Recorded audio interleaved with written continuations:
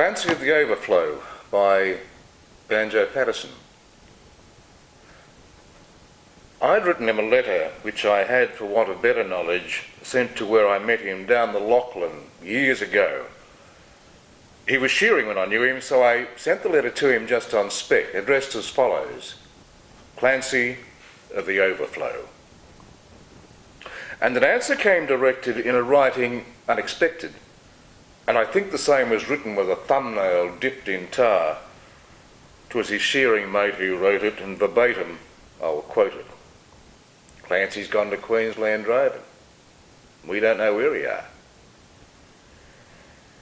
In my wild, erratic fancy, visions came to me of Clancy gone a droving down the Cooper where the western drovers go.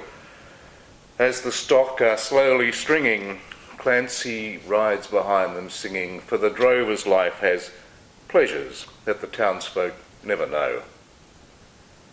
And the bush hath friends to meet him, and their kindly voices greet him in the murmur of the breezes and the river on its bars.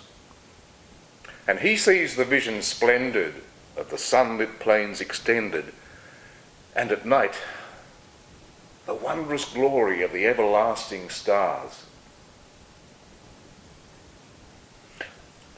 I'm sitting in my dingy little office, where a stingy ray of sunshine struggles feebly down between the houses tall, and the fetid air and gritty of the dusty, dirty city, through the open window floating, spreads its foulness over all.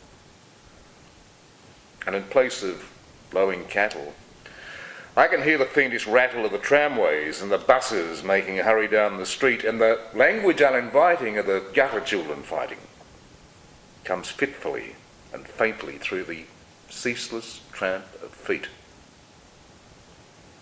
And the hurrying people daunt me, and their pallid faces haunt me, as they shoulder one another in their rush and nervous haste, while their eager eyes and greedy, and their stunted forms and weedy.